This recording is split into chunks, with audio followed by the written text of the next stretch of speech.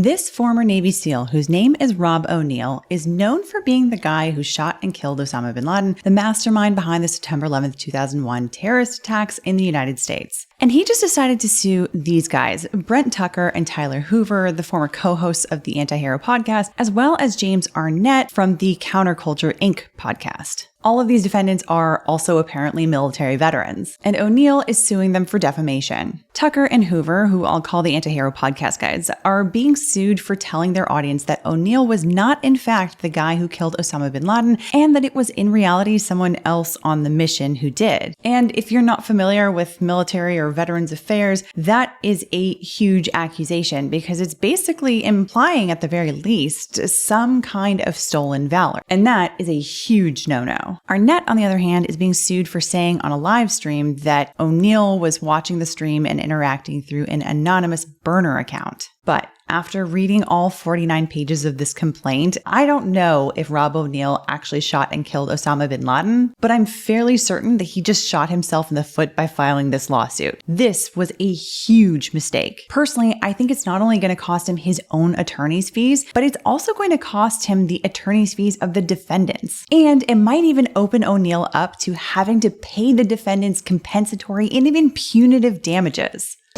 Big mistake. Big. Huge. I have to go shopping now. We are really going to be diving deep into this one, so buckle up and let's get into it.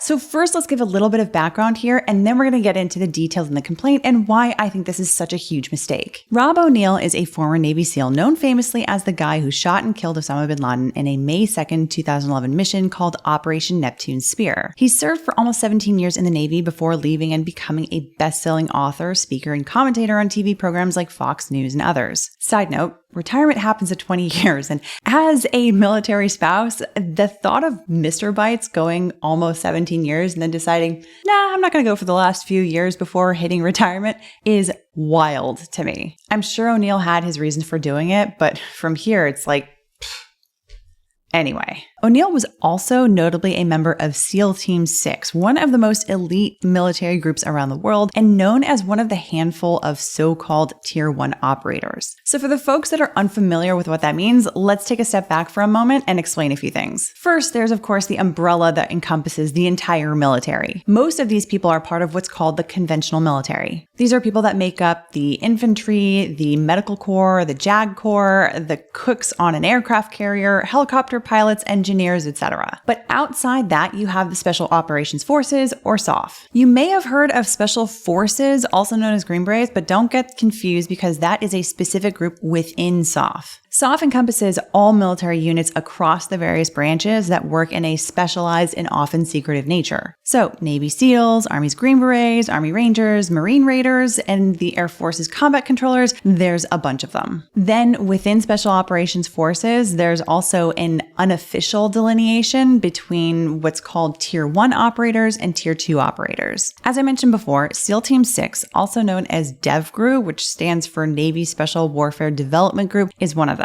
Another Tier 1 group is Delta Force, which is short for 1st Special Forces Operational Detachment Delta. They're also known as the Combat Applications Group, or CAG, because apparently all of these groups need like 5 different names in order to exist properly in the War Department. Now, I mentioned Delta Force here, and that's because it's going to come up later on in the context of this lawsuit. So just pin that detail for a second if all of this is new to you. Now back to O'Neill specifically again. As part of SEAL Team 6, in 2009, O'Neill was on the mission to rescue Captain Richard Phillips from Somali pirates. As you probably know, that mission then became the subject of a big Hollywood movie, Captain Phillips. Look at me. Sure. Look at me. Sure. I'm the captain now.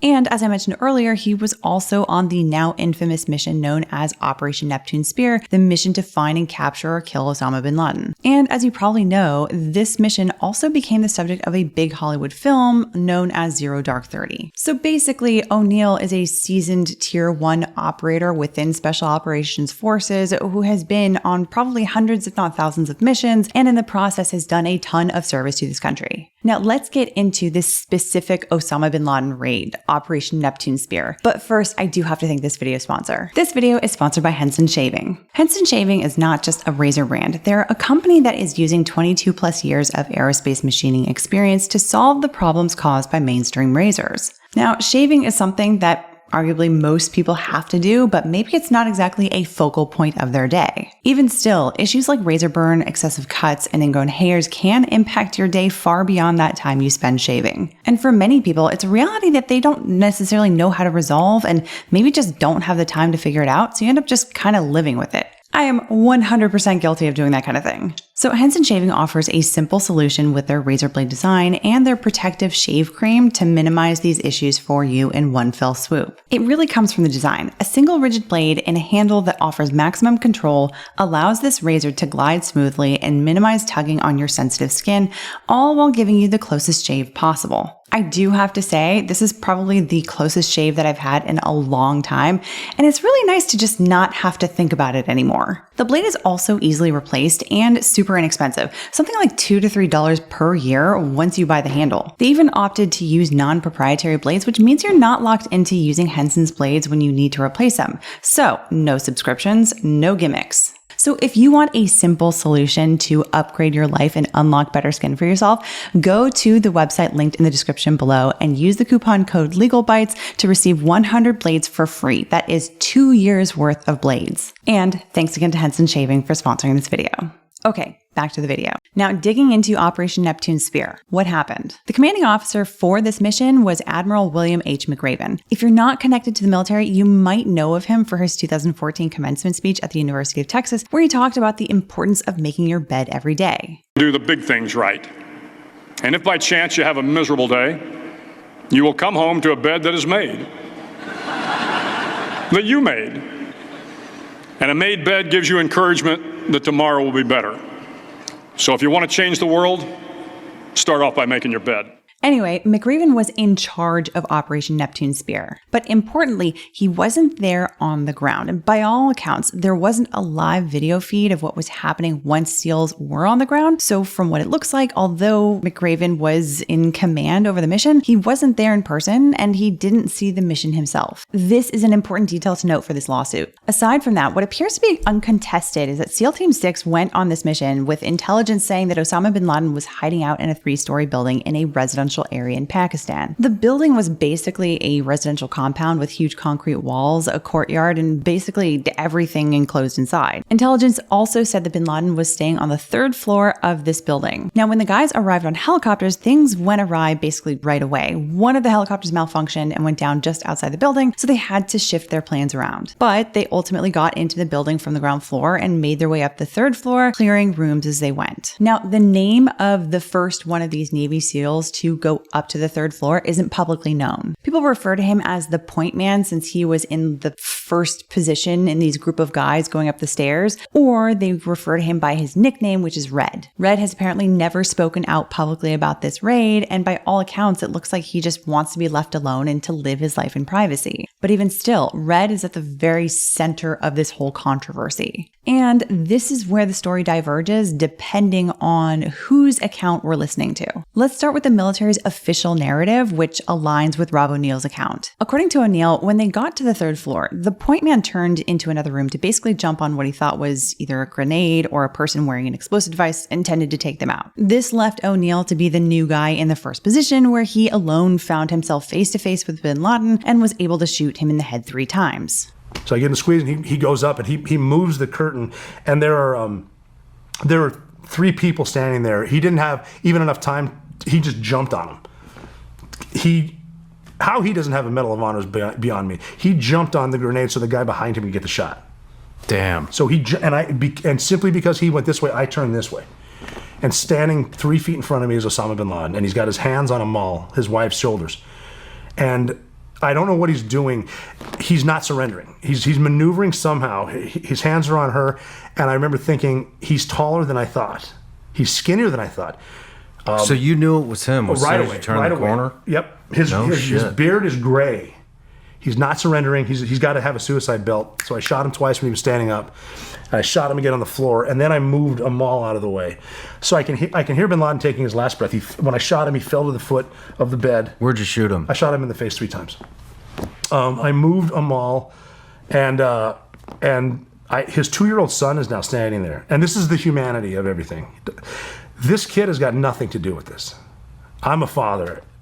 And I picked him up, and I moved him to the back of the bed, and she'd been shot. And I turn around, and I kind of froze. And I'm okay. We other Navy SEALs are now coming in the room. A lot of guys are in there, and one of my guys came up to me, and he said, "Are you good?" And I said, "No. What are we supposed to do now?" And he said, "Now we find the computers. We do this every night, hundreds of times." And I said, "Yeah, you're right." I'm back. Holy shit! And he said to me, "Yeah, you just killed Osama Bin Laden. Your life just changed. Get to fucking work." And so we did.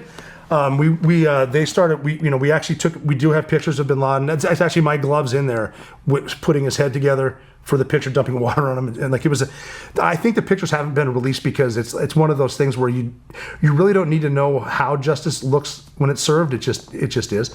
So those pics on the internet? No, they're fake. It's split from. He's split from here to here. Okay. But this is where there's controversy. See, another one of the guys on the mission who says that he was part of the group of guys that was on that staircase going up to the 3rd floor was someone named Matt Bissonette. In 2011, Bissonette published a memoir called No Easy Day under the pen name Mark Owen. Now, this memoir actually caused some controversy on its own because the Pentagon said Bissonette didn't properly clear the book before publishing. And as a result, they said his book included classified information about the training and operations of Navy SEAL units. Because of that, he ended up forfeiting millions of dollars in royalties from the best-selling memoir, giving them instead to the US government. This was according to an apparent settlement agreement between the two. Now, this is an excerpt from Bissonette's book in a CNN article talking about the moments around Osama bin Laden's death. After the helicopter crash and a hard fight to get through the compound's defenses, Bissonette and several other SEALs were near the top floor of the compound where intelligence predicted bin Laden would be. We were less than 5 steps from getting to the top when I heard suppressed shots. Bop, bop. The point man had seen a man peeking out of the door on the right side of the hallway about 10 feet in front of him. I couldn't tell from my position if the rounds hit the target or not. The man disappeared into the dark room. The man who peeked out the door had been shot, but was still moving when the SEALs entered the room. Bissonette described the end. In his death throes, he was still twitching and convulsing. Another assaulter and I trained our lasers on his chest and fired several rounds. The bullets tore into him, slamming his body into the floor until he was motionless. Now, if you'll notice, this does sound different from O'Neill's account, where he said the point man essentially ran into another room to tackle some other people who he thought might be rigged with explosives. But Bissonette has also sat down and talked about his account in several interviews before, most recently on the podcast The Sean Ryan Show, where he told Ryan his entire account of what happened. And according to Bissonette, both in his book and this interview, it was the point man, also known as Red, who shot bin Laden when he stuck his head out into the hallway. And according to Bissonette, the point man then rushed into the room bin Laden was in to neutralize the 2 women who were with him, and the rest of the SEALs, who were all right there, quickly followed him. So again, rules of engagement, point man coming up the stairs only sees the head, well within the rules of engagement to take that shot. Now he's laying at the foot of his bed, 2 women in the room, right? Same point man grabs the 2 chicks and pushes them back against the far wall. Right, had they had a vest on or something, he would have taken the brunt. Turns out they didn't.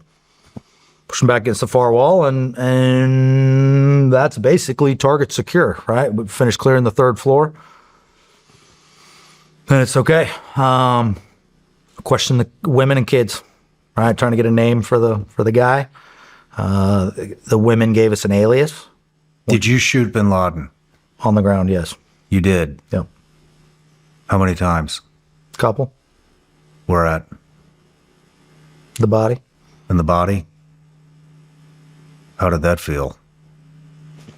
Don't fucking tell me like, just doing the job. Bullshit. You just fucking killed. You shot. I didn't kill bin Laden. I've never said I killed bin Laden. I'm correcting myself. You shot him as he was twitching at the fucking edge of his bed, and you didn't feel anything? I don't know what that counts for, but... Come on. You didn't feel anything.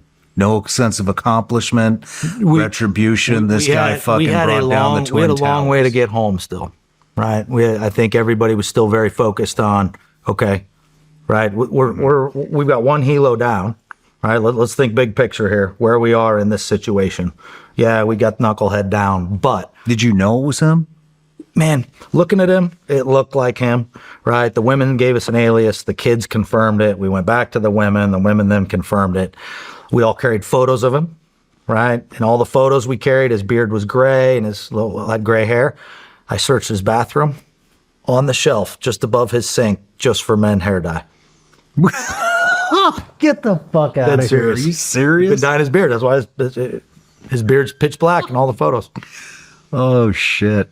So really, it seems like this all comes down to what the point man did in these final moments before Osama bin Laden died. And conveniently enough, he has apparently no interest in partaking in this whole conversation about what happened on that mission. So enter the Antihero Podcast. Until recently, this was co-hosted by two veterans, Brent Tucker and Tyler Hoover. Recently, Tucker branched off to create a separate podcast called the Tier 1 Podcast, while Hoover is apparently continuing the Antihero Podcast. Both of them are veterans, and Hoover went on to serve in law enforcement after getting out of the military. And when Tucker was in the military, he apparently was a Delta Force operator. Remember how earlier I talked about Tier 1 operators in Special Operations Forces? So this means that Tucker was also in a very elite unit, not unlike SEAL Team 6, which was what Rob O'Neill was a member of. Anyway, Tucker and Hoover started coming out with videos where they started questioning whether Rob O'Neill was in fact the guy who killed Osama bin Laden. And eventually they concluded that O'Neill didn't kill Osama bin Laden and started calling him a liar for all of that. Besides the Rob O'Neill who didn't kill bin Laden, I said it here. Did he or did he not? No, he didn't kill bin Laden. It's the worst kept secret in all special operations. And I'm not going to sit here and be like, oh yeah, I was on the mission. I'd be as big as a liar as Rob O'Neill. I worked with a lot of those guys. I'm still friends with some of them. And specifically the Red Squadron guys whose mission it was. And you'll never meet one where you go, hey, you know Rob O'Neill? And they go, oh yeah, he's a great guy. He killed bin Laden. They won't do it. They'll either be very professional about it and be like, yeah, I know that guy, which is all you need to know about what someone thinks about a guy. Or they may say it. I kind of do wish that community would finally do something about that. Come out more publicly and denounce that. They're a very professional community as a whole, and they're just too professional to do it. But we all know. And so on November 10th, 2025, O'Neill sued Tucker and Hoover, as well as a third individual, James Arnett, as well as their podcast corporate entities. O'Neill alleges 4 causes of action: defamation, defamation per se, intentional infliction of emotional distress, and tortious interference with prospective business relations. Now, I'm not going to go into intentional infliction of emotional distress or the tortious interference with prospective business because the main focus here is defamation, and this video is already getting very long. For now, I'll just say that in my personal opinion, I don't see either of those claims going anywhere. But if there's enough interest in this whole topic and people want to know the details of those other claims, I might do another video on it. Anyway, let's talk about defamation and defamation per se. These two are, as you can imagine, very similar to one another. The only real difference is that with defamation per se, a plaintiff doesn't need to prove damages in order to win a claim. That's because with defamation per se, the plaintiff is alleging that the statements made were of a particular type that the law automatically assumes there's some major reputational harm. So, for example, these are statements that falsely state that the plaintiff did something illegal or that the plaintiff has some kind of a communicable disease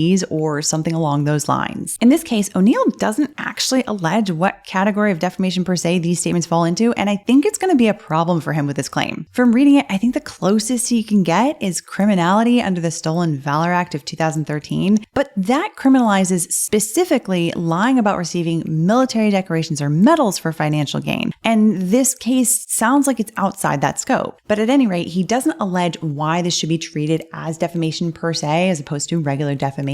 So this claim really should be dismissed because the courts shouldn't be forced to assume allegations on their own. Okay, so with that, let's talk defamation generally. In order to win on a defamation claim, here's what O'Neill needs to prove. First, he needs to show that the defendant made a false statement of fact about him. Second, he needs to show that he made it to at least one third party. Third, he has to show that the statement at issue is what courts would consider to be of a defamatory nature. In other words, the kind of lie that can harm a person's reputation. Fourth, he has to show that the defendant made the statement with a minimum level of fault, and we'll get into that in just a second because this one's very important. And fifth, he also has to show that the false statement of fact that was made about him actually caused his reputational harm. Now, let's focus in for a moment on the fourth element, the minimum level of fault. In defamation cases, the law treats plaintiffs differently depending on if they are a public figure or essentially a private citizen. For normal people who aren't public figures, it's enough if the defendant was just negligent in making their statement about the plaintiff. That means all the plaintiff has to show is that the defendant just didn't use reasonable care in running their mouth. But for public figures, the bar is way, way higher, sometimes impossibly high. You see, a public figure has to show not just negligence, but that the defendant made the statement with actual malice. That means that the defendant either knew that what they were saying was false or were reckless as to the truth or falsity of the statement when they made it. And when we talk about recklessness, we're talking about a person who figures that there's a good chance that what they're saying is false, but that they simply don't care and they say it anyway. With recklessness, especially when we're talking about someone who's reporting on an event that they maybe investigated, but that they weren't at personally themselves, we're often looking at the defendant's sources of information. Did the defendant get their information from someone that they basically knew that they shouldn't be relying on because that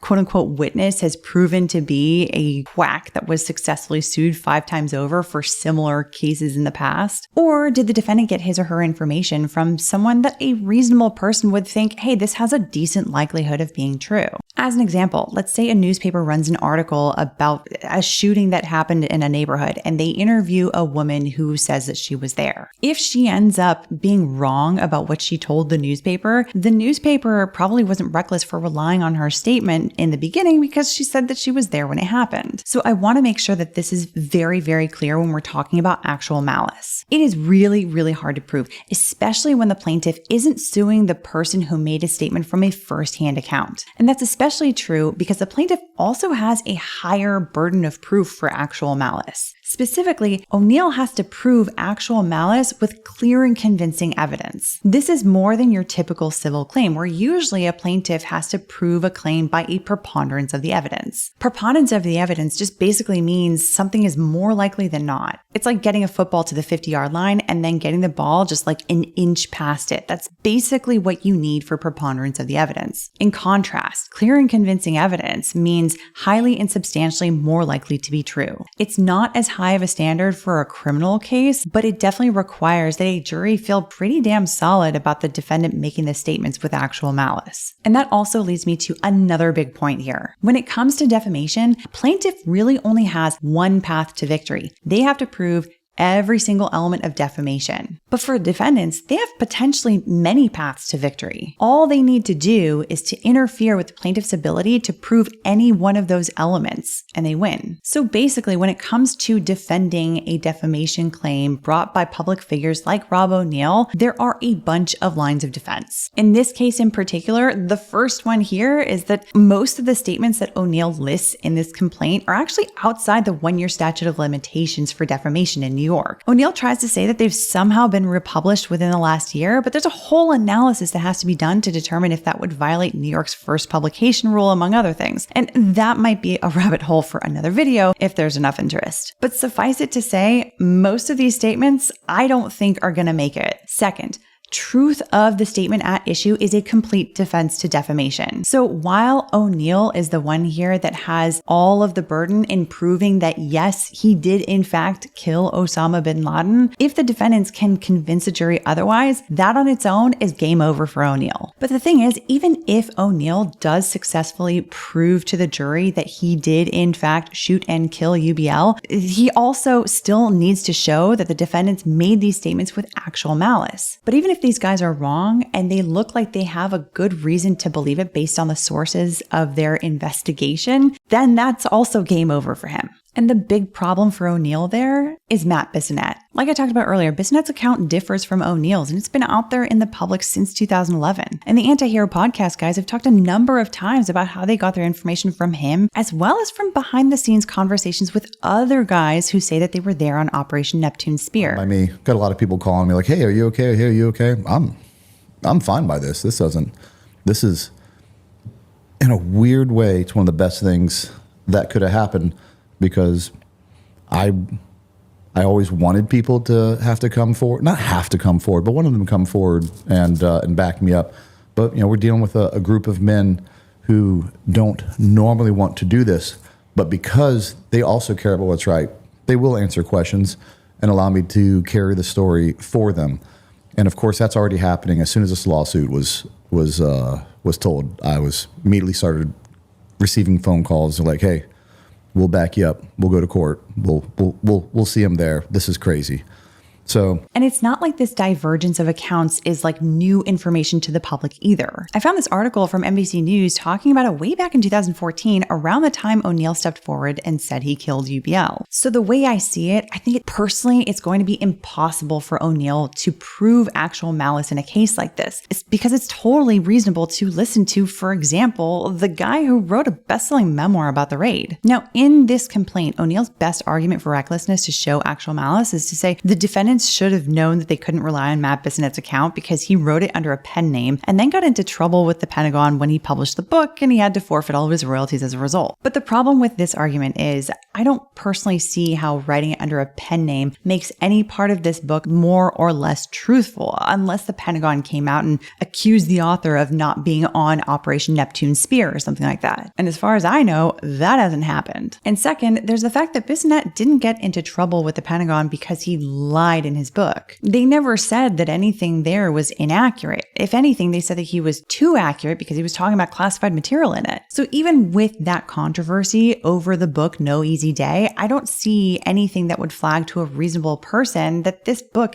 has any lies or anything less than truthful. And worst of all for O'Neill, his own complaint even acknowledges that Bissonette has a right to publish a divergent point of view that contradicts his own. This is what we would call an unforced error because it basically says Bissonette's different account of these events is entirely reasonable. And if it's reasonable for Bissonette to have a difference of opinion as to what happened, it is absolutely reasonable for a third party investigating these events to rely on Bissonette's account. So this paragraph right here, in my opinion, is a silver bullet right through the middle of O'Neill's ability to prove actual malice and therefore defamation entirely. Now, another big issue for O'Neill in this complaint is that he doesn't really allege many first-person facts about him being the guy that killed UBL. And by that, I mean, what happened specifically during the mission? What did he do and when? Instead, he attaches a bunch of affidavits from people who agree that he's the guy, but none from who were there when UBL was actually killed. They didn't see it from the hallway or third floor. They didn't hear it from the hallway or third floor. They didn't have any personal knowledge of the material details of the event in question. And the guys in these affidavits who were at least on Operation Neptune Spear, all of them say they concluded O'Neill was the guy after they were told by someone else, most of them O'Neill himself, that he was the guy. This is the literal definition of hearsay, and it will not be admissible at trial to prove that he's the guy. Basically, after reading these affidavits, for the most part, they're really not worth much for proving much of anything. And the thing is, the one that O'Neill relies on the most and very heavily throughout this entire complaint is Admiral McRaven's affidavit. O'Neill repeats again and again and again that the big reason why people should believe that he's the guy is because Admiral McRaven said so and because this is the official narrative of the military. In fact, I checked and McRaven's name comes up 32 times throughout this complaint. But looking at McRaven's affidavit, the maximum that he would be allowed to testify is to rebut the testimony of another witness, like someone like Matt Bissonette. And that's because the only event that McRaven actually has personal knowledge of is when he was told O'Neill is the guy, and he says no one spoke up to say otherwise. Specifically, he said, "It is worth noting that immediately after the mission, no one on that SEAL team disputed the fact that Rob O'Neill had killed Bin Laden. It was not in dispute that day when I talked to the SEAL officer in charge, not later that week when the news went global that it was this specific SEAL team, and not in the next week when the president visited the team at Fort Campbell, Kentucky." However, McRaven also doesn't say who was present when the commander in charge told him that O'Neill is the guy. And if no one else was around, then of course there's no one there to dispute it. But still, and this is especially true the further and further you get from the initial event, there could also be a bunch of different reasons why these other guys wouldn't speak up that don't necessarily have to do with whether they agree or disagree with the statement. One might have to do with, chain of command and the relative social positioning of enlisted versus officers, for example. Or maybe there are guys who definitely did dispute it from the very beginning, but they were intent on being the quote unquote silent operators that Navy SEALs are kind of supposed to be according to military customary norms. So even if Admiral Rick Raven were to testify at trial here, his testimony would be really limited in scope to basically rebut the testimony of someone like Bissonette or any other guys on the mission that come to support the defense. And even still, there's a good chance that these other witnesses still had a reasonable explanation for their silence that had nothing to do with their agreement or disagreement, and they could still explain that to the jury as well. I don't know if they do have reasonable explanations or not, but I'm just saying that is a distinct hypothetical possibility. So already, this is a very weak complaint in my opinion. But the thing is, that's just the tip of the iceberg. We haven't even talked about the fact that this lawsuit is filed in state court in New York, and that New York has one of the strongest anti-SLAPP laws in the country. So let's talk about that because it is very important. So first off, if you're not familiar, anti-SLAPP refers to laws that are written to prevent what are commonly called SLAPP lawsuits. SLAPP stands for Strategic Litigation Against Public Participation.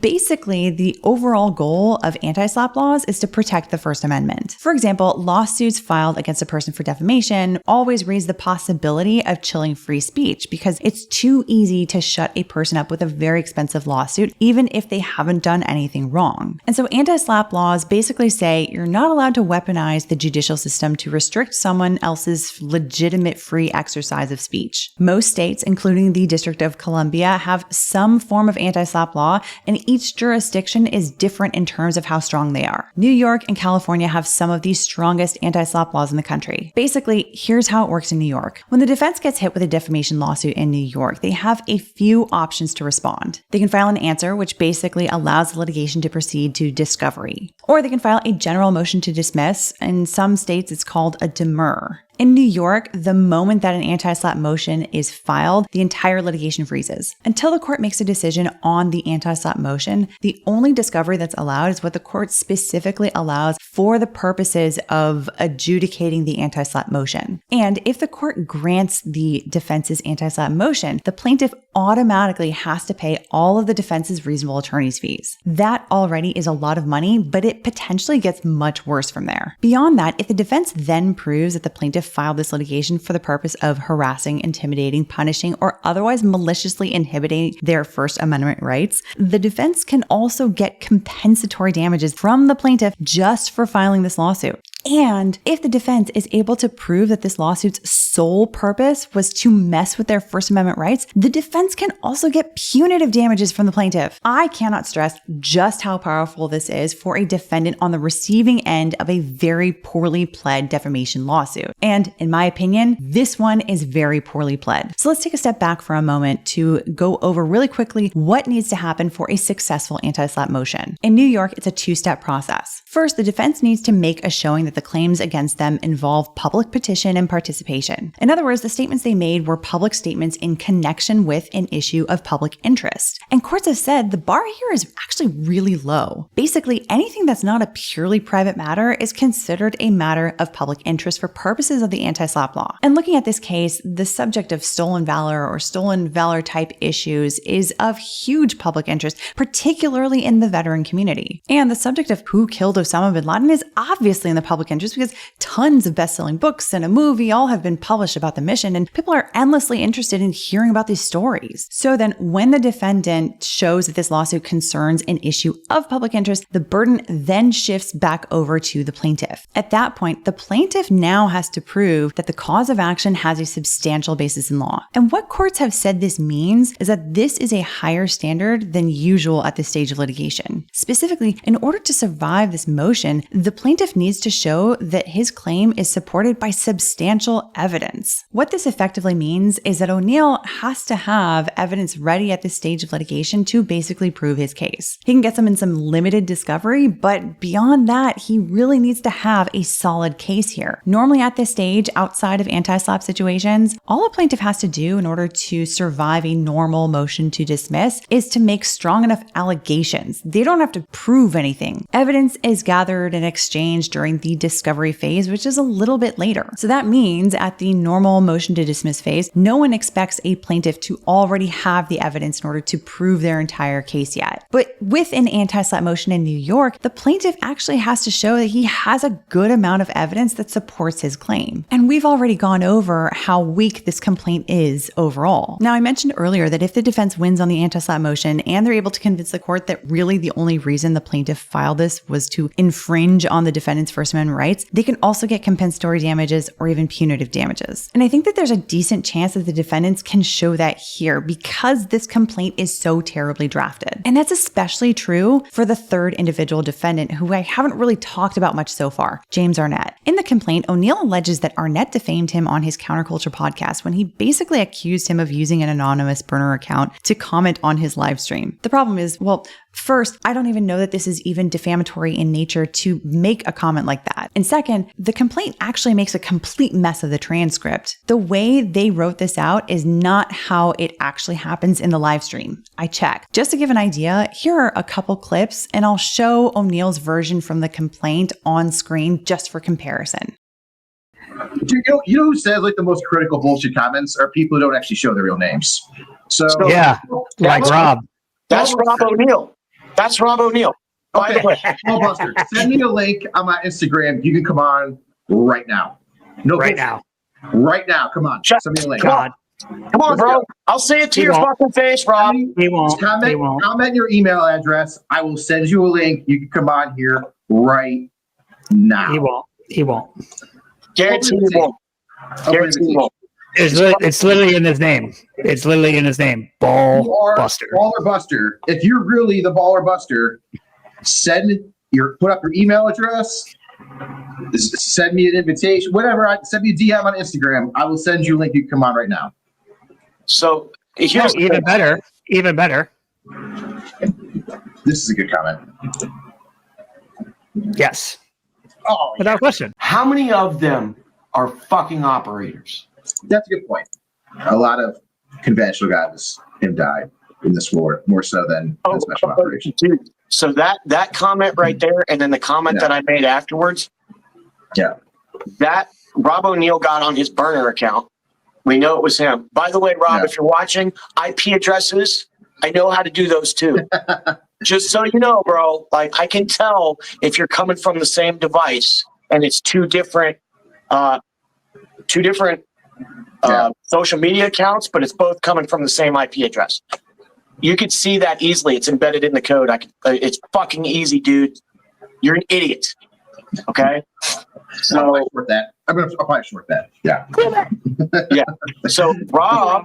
But aside from that, O'Neill doesn't even allege any facts showing that this has caused any actual harm to him, or that Arnett even made the statement with actual malice. Not even an allegation. The way I see it, these are reasons on their own that this should be dismissed, even outside of an anti-SLAPP context. So like, what is a person supposed to conclude that O'Neill is trying to do regarding Arnett specifically, other than to just try to intimidate him by including him in a lawsuit that by all appearances he really doesn't need to be in? And so that's why I really think that Arnett here is in probably the best position, although the other defendants aren't in such a bad position with regard to anti-SLAPP either, to not only win an anti-SLAPP motion, but to also get compensatory and possibly even punitive damages from O'Neill for dragging him into this. So all in all, this is going to be, in my opinion, a huge disaster for O'Neill, and this is one huge unforced error. And now I've seen that Brent Tucker has said that he doesn't want to move to dismiss this complaint because he wants that juicy discovery from O'Neill. And the thing is, this is something that many defendants will feel in cases like this,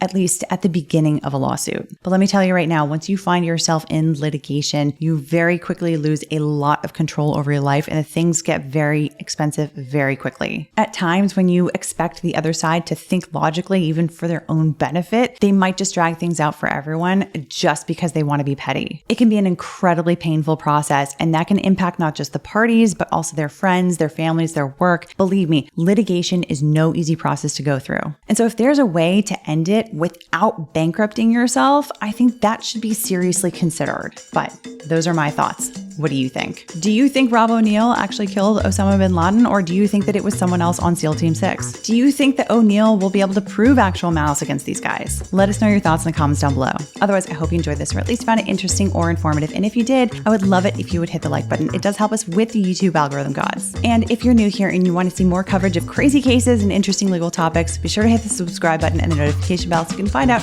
when the next video is out there. And if you're really enjoying the content and you want to know how to best support the channel, consider becoming a member of Bite Club. You can join either through YouTube memberships or by becoming a supporter on Patreon. Links to both are in the description below. Otherwise, see you in the next one.